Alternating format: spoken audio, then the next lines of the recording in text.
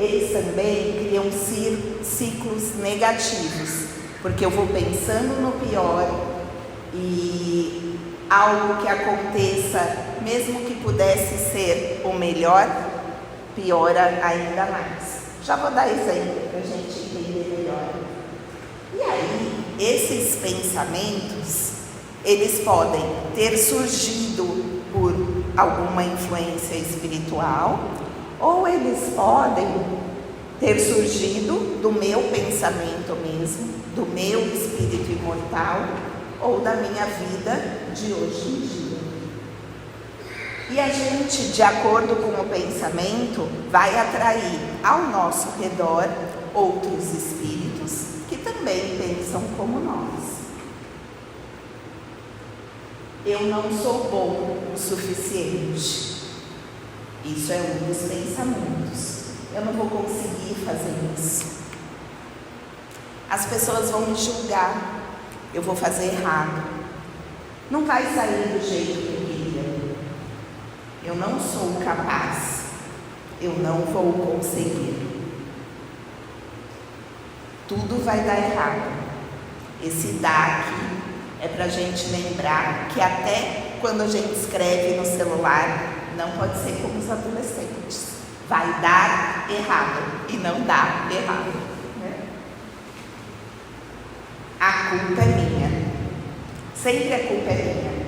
A culpa é minha quando eu erro. A culpa é minha quando os outros erram. A culpa é minha quando cai a folhinha da árvore. E aí é que eu gero um ciclo repetitivo de pensamentos ruins e que me atormentam e que tiram a minha paz.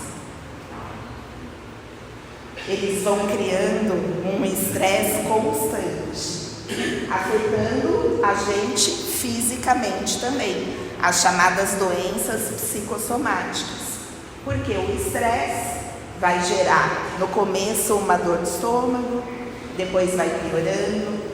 O estresse faz com que o nosso corpo libere hormônios, principalmente o cortisol, que atrapalham o funcionamento de outros hormônios que promovem bem-estar.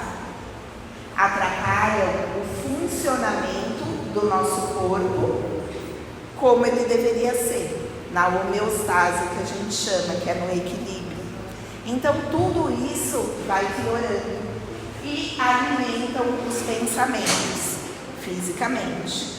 Só que nós não somos seres unicamente físicos, somos formados de 3 partes: espírito, perispírito, que é uma matériazinha que une o nosso espírito ao corpo físico, e o corpo físico. O nosso perispírito, que faz a ligação do nosso corpo com o nosso espírito, com a nossa alma, ele guarda todas as informações também de outras vidas, além dessa. Todas as impressões, boas e ruins, vão promover alterações no nosso perispírito. E dessa maneira, junto com os hormônios, promover alterações no corpo físico, de acordo com o nosso pensamento. A culpa e a autocrítica moldam os sentimentos, as nossas escolhas e, consequentemente, a nossa saúde. Aqui é o nosso bonequinho ainda criança, porque esses pensamentos que vêm quando a gente está nesse ciclo de ó céus, ó vida, ó hard, para quem tem idade de fazer a ligação, eles começam quando a gente é criança. A gente, todos aqui somos adultos, não temos como voltar à época da infância para apagar essas impressões. Alguns são pais de filhos já adultos. Também não temos como apagar as impressões que colocamos neles. Quem ainda for ter um bebê vai ter essa oportunidade. Mas a nós cabe melhorar aquilo que aconteceu, pelo menos nessa vida, ainda quando éramos crianças. Todas as experiências experiências, todas as palavras recebidas, todas as frustrações, assim como a alegria, a felicidade, o reforço positivo, é que vão moldar e ajudar a lidar com esses pensamentos negativos na vida adulta ou na adolescência. Que tipo de palavras e de sensações e de sentimentos nos afetaram lá atrás? Alguém que disse, você não consegue. Até em coisas simples. Vou amarrar o meu sapato. Não, deixa que eu amarro, que você não consegue. Vou subir no armário para pegar um copo lá em cima. Não, você vai derrubar, vai deixar cair, deixa que eu pego. Vou pegar ônibus. Não, vão te assaltar. Não vai dar. Você erra tudo. Você faz tudo errado. Você é difícil. Eu trabalho com crianças, trabalho com SUS, sou pediatra. E às vezes eu recebo um paciente pela primeira vez, como eu não trabalho na atenção básica, trabalho na especializada, as crianças que chegam para mim são aquelas que nenhum outro dentista conseguiu tratar. E a mãe chega a primeira vez e fala assim, ele não deixa tratar. E eu falo assim, mãezinha, cuidado com o que você fala, porque ele te obedece. Então vamos cuidar das palavras, E o trabalho do odontopediatra é desmistificar, a maioria das vezes, mais do que tratar tecnicamente, é desmistificar toda essa carga que vem com a criança. E não é só para o dentista, é para tudo, é para a vida. Ainda que nós adultos não estejamos lembrando de falas dos nossos pais, ou professores, ou adultos que nos cercaram, certamente ouvimos isso. Quem está bem hoje, quem está equilibrado, é porque conseguiu, por si mesmo, superar e colocar o seu próprio espírito, os seus pensamentos, para melhorar isso. Mas não são todos que conseguem. E aí começa uma dica para a gente retirar das nossas costas a culpa do não consigo. Mas a gente não pode, para aliviar o nosso peso, colocar esse peso nas costas de outras pessoas. A gente precisa trabalhar o sentimento internamente para que a gente consiga modificar. Quando isso se repete sem parar e o ciclo dos pensamentos continua, desde a infância até a minha meia-idade, por exemplo, aí isso certamente vai fazer com que a gente adoeça. Porque se a saúde mental não está bem, o nosso espírito não está bem e o nosso corpo físico também não vai ficar bem. E qual o papel da doutrina nisso? A gente precisa parar e pensar. Se a gente está aqui toda semana estudando, trabalhando ou fazendo tratamento, a gente precisa entender que a nossa mudança, a nossa força é que vão promover o resultado que eu preciso. Seja uma cura do corpo físico, seja uma melhora, seja uma cura do meu espírito através da melhora do meu perispírito, daquela colinha, daquela forminha do nosso corpo físico. E isso começa dentro da gente, com a força de vontade de cada um. Se a gente ficar segurando a parede, não vai resolver. Se a gente ficar lá parado, não vai resolver. A gente pode viver bem, apesar dos problemas, ou a gente pode viver pior do que os nossos problemas.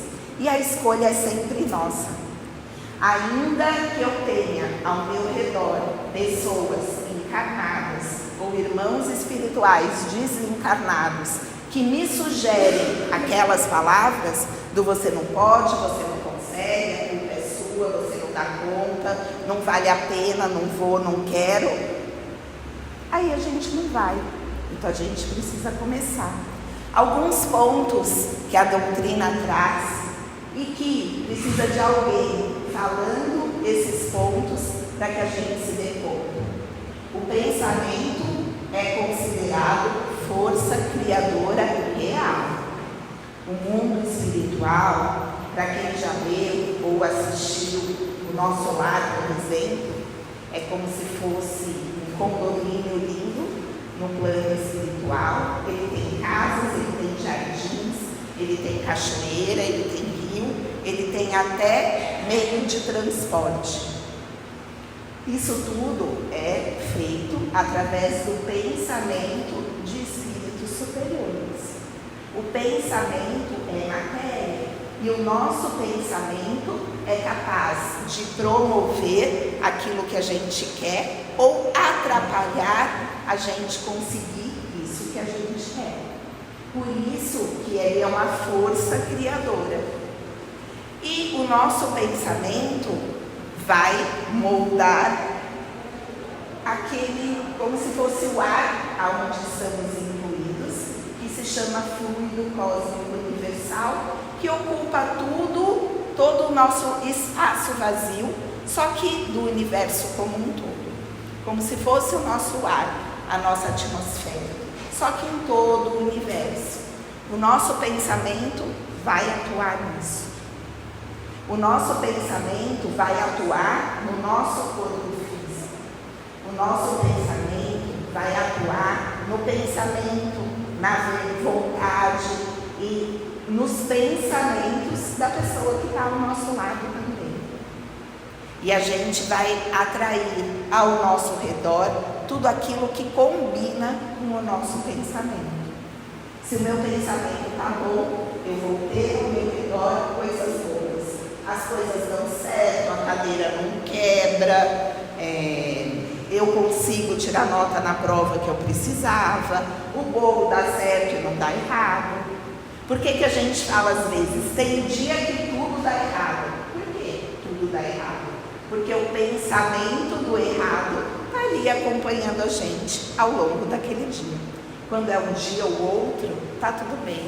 Mas quando é todo dia, a gente está precisando de ajuda.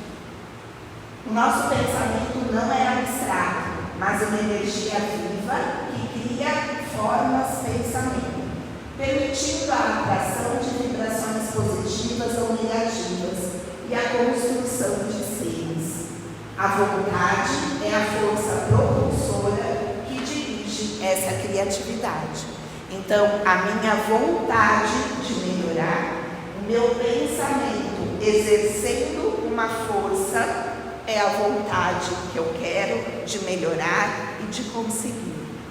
Ai, Tati, às vezes a vontade não é suficiente. Não, porque os pensamentos não estão controlados. O eu não quero, eu não posso, eu não sou bom, eu não consigo, não estão controlados. E aí, a vontade que a gente tem, não tem essa força propulsora. Não é capaz de atrair ao nosso redor e na gente mesmo essa melhora e essa vontade de continuar. A culpa, por exemplo. Toda vez que a gente faz algo errado, que a gente sabe que fez, e fazemos todos os dias, porque somos seres em evolução, só o Ronaldo que não erra nunca, ele faz tudo errado, ele é a Flávia. Agora, de resto, todo mundo erra, todo dia, mais de uma vez por dia. Quando a gente percebe que a gente fez errado, o primeiro sentimento é de culpa, de arrependimento. Mas aí é que vem a transformação. Eu preciso usar este primeiro sentimento para fazer algo para reparar o meu erro. Se eu sei que eu fiz algo errado, então eu preciso reparar o meu erro. Quando a culpa é só o comecinho, aí tá tudo bem. Mas se eu fico presa nesse sentimento, aí é que não tá tudo bem. A culpa excessiva paralisa. Ao invés de eu ter forças para reparar o meu erro, para resolver o problema, para mudar, eu vou ficar sentada olhando. Como se a gente tivesse uma panela de arroz no fogo e a água já secou e a gente sabe que vai queimar. Ou eu vou lá, apago o fogo, tiro a panela, ou eu fico de braço cruzado olhando o arroz queimar. E ele vai queimando das bordas para o meio, mas ele vai queimar tudo.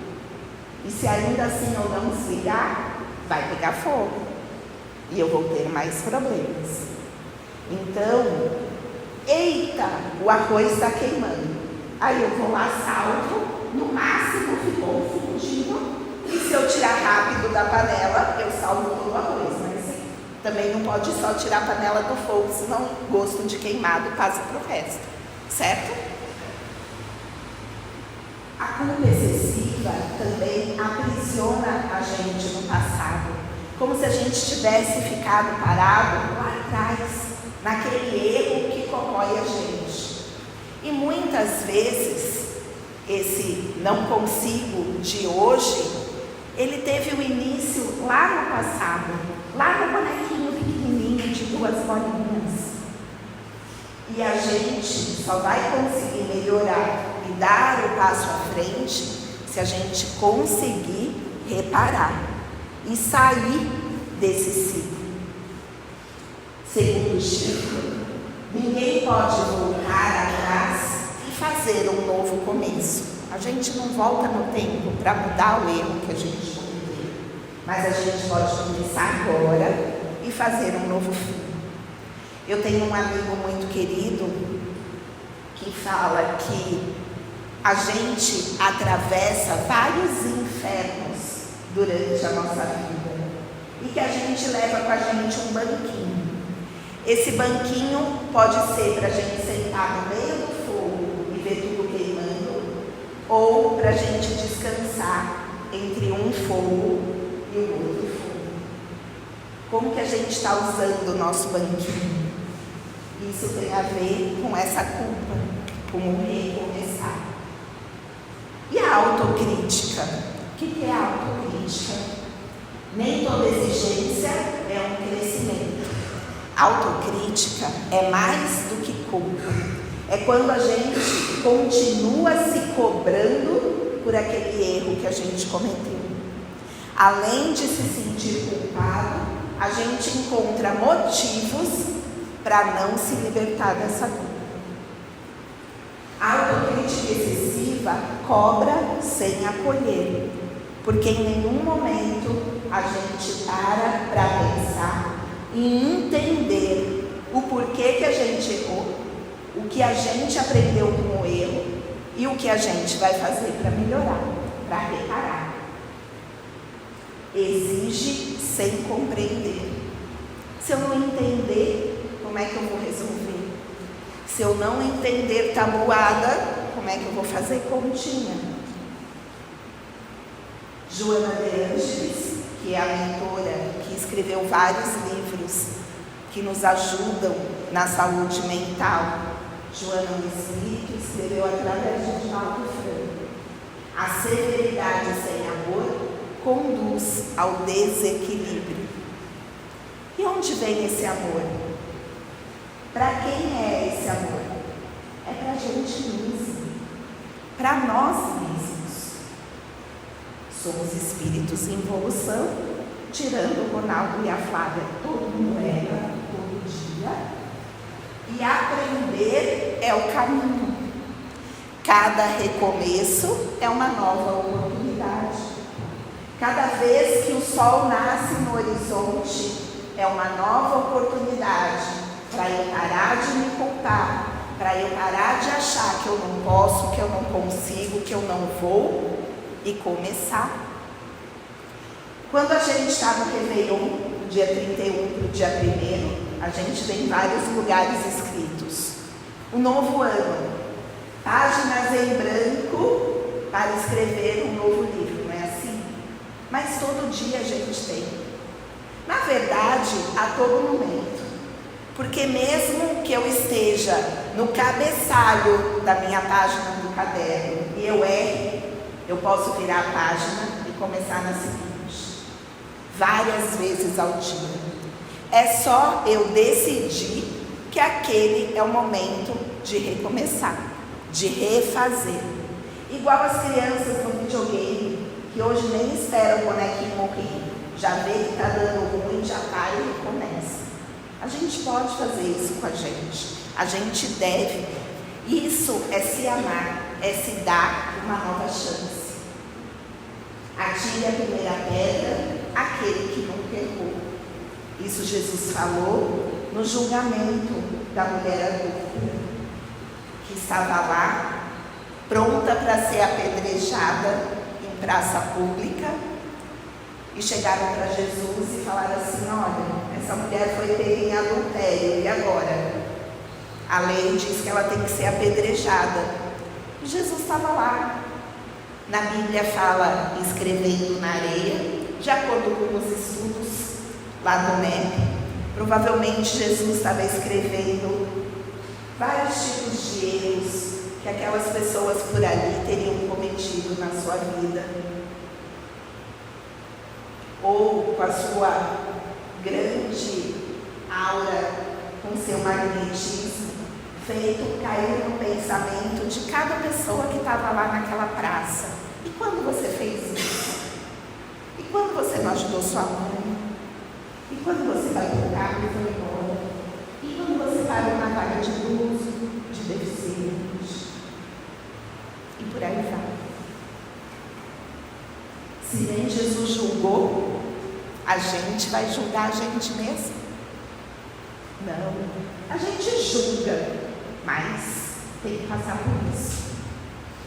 A transformação tem caminhos possíveis. Como? Primeiro, reconhecer sem se punir. Reconheci. Putz, grilo. E agora? Falei besteira. Vou ter que pedir desculpa. Minha mãe costumava falar que desculpa é igual um copo de vidro.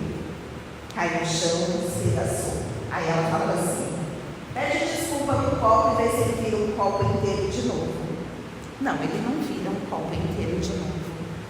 Mas a gente pode comprar outro copo, produzir outro copo. Não vai ser o mesmo? Não. Mas vai ter a mesma função. Os cacos não precisam ficar lá no chão e machucar o pé de ninguém, nem o meu mesmo.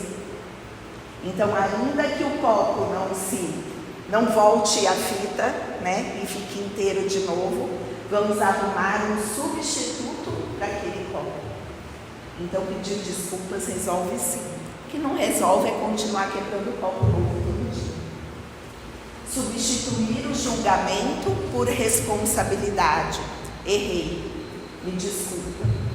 Eu sei que desculpa não vai pagar o que você ouviu, mas eu pretendo não cometer esse erro novamente. No lugar daquelas palavras que eu te disse que não eram boas, você pode escutar essas outras que são boas? Eu faço isso com os outros e eu preciso fazer isso comigo mesmo. Cuidando com os pensamentos. Cuidado com os pensamentos. E os pensamentos vêm de mim mesmo ou eles vêm de fora? Porque quando a gente está com esses pensamentos repetitivos, a gente sabe que em torno de nós temos muitos espíritos que nos sugerem muitas coisas.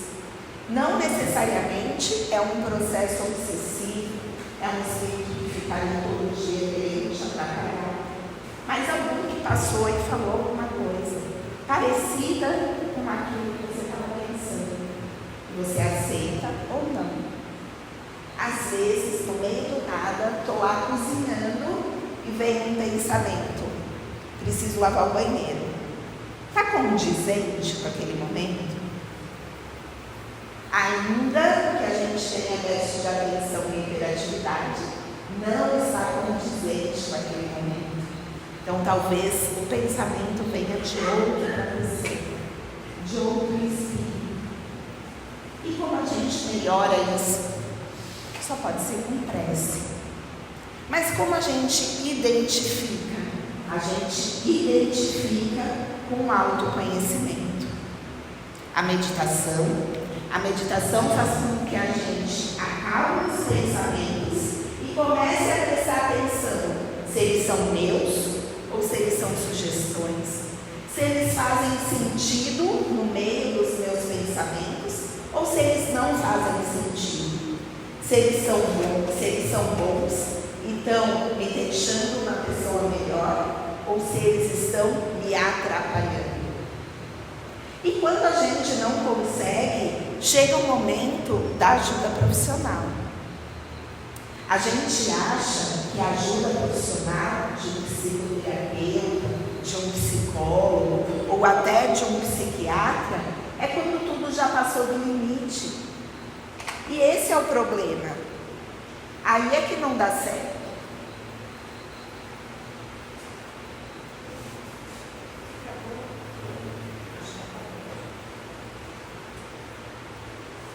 Se a gente deixar para quando o copo transborda, aí a gente vai ter que limpar a água em volta. Quando a gente cuida da gente, quando a gente começa a se amar, a olhar para a gente, aí a gente vai perceber que a gente não está conseguindo juntar um pensamento bom com o outro. Se eu estou percebendo que eu vou me atrapalhar, é importante sim pedir uma ajuda profissional. Ela faz bem, ela acolhe. O psicólogo vai resolver os seus problemas, ele vai te dar meios para te ajudar nessa resolução. Ele vai ajudar você a se entender, a se conhecer e transformar essa culpa e essa crítica excessiva da gente mesmo em algo que nos ajude a caminhar e a evoluir. A doutrina também traz para a gente essas ferramentas. Ela traz o tratamento espiritual, que estamos aqui fazendo hoje, ouvindo a Tati falar, mas pegando essas palavras, puxando aquelas que fazem sentido na nossa vida e caminhando, utilizando, estudando, se aprofundando. A prece é a melhor ferramenta que a gente tem para melhorar os nossos pensamentos, para tirar os pensamentos ruins, sejam eles quais forem. Respirar profundamente, se ligar com Jesus, com Deus, com o nosso anjo da guarda, com Maria Santíssima. Fazer uma prece no coração, colocar seus problemas nas mãos deles e pedir ajuda para a resolução. Às vezes, nossos pensamentos são tão agitados que a gente não consegue fazer uma prece. Nesse momento, aquelas orações decoradas que a gente conhece ajudam o pensamento a parar. Começa a rezar um Pai Nosso, uma Ave Maria em voz alta. Aí quando você conseguir respirar a primeira vez, presta atenção naquela frase e veja o que ela significa. Perdoai as nossas ofensas, Pai, assim como perdoamos quem nos ofendeu. E se quem nos ofendeu foi a gente mesmo, a gente também tem que perdoar. A prece é o melhor medicamento para tudo isso que faz os nossos pensamentos nos colocarem para baixo. E estar num ambiente saudável, porque também ninguém consegue fazer prece, se amar, elevar os pensamentos assistindo um filme de guerra ou num lugar onde existe uma gritaria constante. A gente precisa melhorar o ambiente que a gente está para que a gente se acalme. Colocar uma música. A minha psicóloga fala, coloque a música mais alto do que os seus pensamentos. Porque aí a gente vai se acalmando. Então o ambiente vai atrair para a gente melhores pensamentos, assim como os nossos pensamentos vão atrair outros para o ambiente.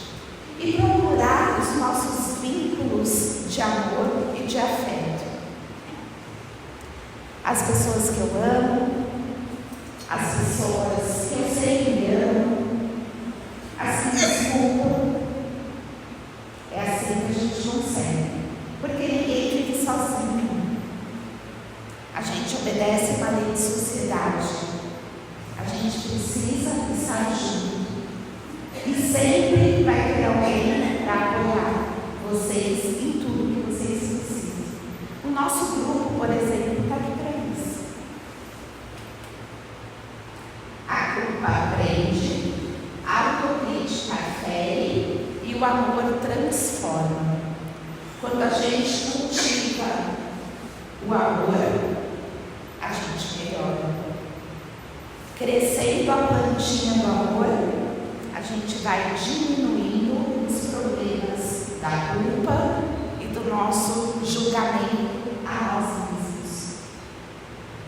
Deus não espera perfeição, espera aprendizado. No Evangelho segundo o Espiritismo, Kardec coloca que o bom espírita é aquele que se esforça na sua evolução. Basta o esforço, o primeiro passo. E talvez a verdadeira cura comece quando o olhar para si deixa de ser de julgamento e passa a ser de compreensão. Enquanto estava estudando, veio uma dica, como se fosse uma historinha contada, que uma pessoa chega numa consulta no médico e começa a falar dos seus problemas e que ela não consegue, que ela não é capaz, e o médico vira para ela e pergunta assim: qual é a sua melhor amiga?